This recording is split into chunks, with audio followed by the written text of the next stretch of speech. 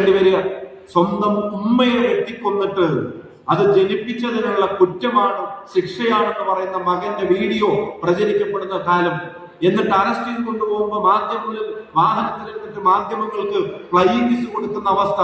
നിങ്ങൾക്കറിയാം, മുത്തശ്ശിയെയും അമ്മാവനെയൊക്കെ കൊന്നിട്ട് ശ്രീനഗറിലേക്ക് ടൂർ പോയതിന്റെ കാര്യങ്ങൾ വായിക്കേണ്ടി വരുന്നു. 12ാം ക്ലാസ്സിൽ പഠിക്കുന്ന കുട്ടി വന്നിട്ട് തീർത്ത് കളയുമെന്ന് പറയുന്ന അവസ്ഥയിലേക്ക് കത്തിയെടുത്ത് 16 വയസ്സുള്ള ഒരുത്തൻ തൃശ്ശൂരിൽ 31 വയസ്സുള്ള ഒരാളെ കുത്തിക്കൊല്ലുന്ന ഉൾപ്പെടെയുള്ള വാർത്തകൾ.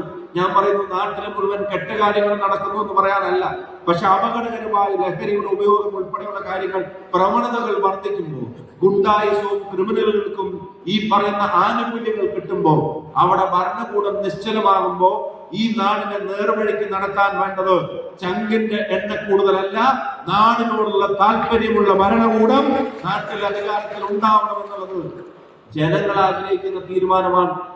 നിങ്ങൾ കാണുന്നുണ്ട് വയലൻസ്, നിങ്ങൾ കാണുന്നുണ്ട് നവീൻ ബാബുവിന്റെ ഇൻസിഡന്റ്, നിങ്ങൾ കാണുന്നുണ്ട് ഈസ് ഓഫ് ഡൂയിങ് ബിസിനസിനെ പറ്റി പറയുമ്പോ സാധന പോലുള്ള പ്രവാസികൾ ജീവനൊടുക്കേണ്ടി വന്നതിന്റെ വേദന നമ്മൾ കാണുന്നുണ്ട്. ജനങ്ങളുടെ പ്രശ്നങ്ങൾക്ക് പരിഹാരം ഉണ്ടാവുന്നില്ല. യാത്രാപത്ത് കൂട്ടിക്കൊടുക്കാൻ തീരുമാനിക്കുമ്പോ തങ്ങളുടെ ജീവൻ പോലെ പണിയെടുത്ത് ഈ നാടിന് വേണ്ടി സർവസ്വം നീക്കിവെച്ച് നമ്മുടെ ഓരോ വീടുകളിലും നാടുകളിൽ ആരോഗ്യ പ്രവർത്തനങ്ങളുടെ ഭാഗമായി കഠിനാധ്വാനം ചെയ്തുകൊണ്ടിരിക്കുന്ന നീതിക്ക് വേണ്ടി കേടപേക്ഷിക്കുന്ന അവസ്ഥയല്ല കേരളത്തിൽ ഉണ്ടാവേണ്ടത്. ആക്രമിക്കപ്പെടുന്ന സ്ത്രീകളുടെ എണ്ണം വർദ്ധിച്ചു വരുന്ന ഒരവസ്ഥയല്ല കേരളത്തിൽ ഉണ്ടാവേണ്ടത്. തൊഴിലിനു വേണ്ടി നാട് വിട്ടു പോകാൻ നിർബന്ധിതരാകുന്ന അവസ്ഥയല്ല കേരളത്തിൽ ഉണ്ടാവേണ്ടത്. ക്യാമ്പസുകളിൽ നിന്നും കോമ്പസ് കൊണ്ട് അടിമുടി കുത്തി നോവിക്കുന്നതിന്റെ റാഗിങ്ങിന്റെ കഥകളല്ല കേരളത്തിൽ ഉണ്ടാവേണ്ടത്. UDFന്റെ ഒരു എളിയ പ്രവർത്തകൻ എന്ന നിലക്ക് പറയുന്നു, നമ്മൾ അടുത്ത മാസങ്ങളിൽ കേരളത്തിലെ ജനങ്ങളോട് പറയാൻ പോകുന്നത് ഭരണം മാറണമെന്ന് മാത്രമല്ല, കേരളം മാറണമെന്നാണ്. അതിനെ മാറ്റാൻ UDFന് കഴിയുമെന്നാണ്. എങ്ങനെ മാറ്റുമെന്നുള്ളതും കൃത്യമായി ജനങ്ങളുടെ മുന്നിൽ അവതരിപ്പിക്കാനാണ് നമ്മൾ ആഗ്രഹിക്കുന്നത്.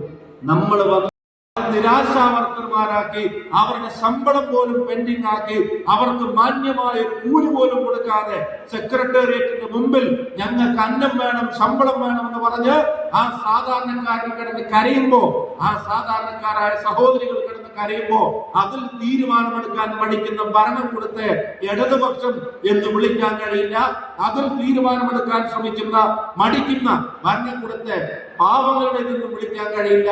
അതിനൊരു മാറ്റം വരണമെന്ന് കേരളത്തിലെ ജനത ആഗ്രഹിക്കുമ്പോൾ നിങ്ങളുടെ വോട്ട് കൊണ്ട് ജയിച്ചവർ, നിങ്ങളുടെ പിന്തുണ കൊണ്ട് നിൽക്കുന്നവർ, അവരെന്ന നിലക്ക് കേരളീയ പൊതുസമൂഹത്തോടുള്ള ഉത്തരവാദിത്വം നിറവേറ്റുന്നതിന്റെ ഭാഗമായി തന്നെ പറയുന്നു, ഭരണം മാറണം എന്നും മാത്രമല്ല UDF കേരളത്തോട് പറയാൻ പോകുന്നത്.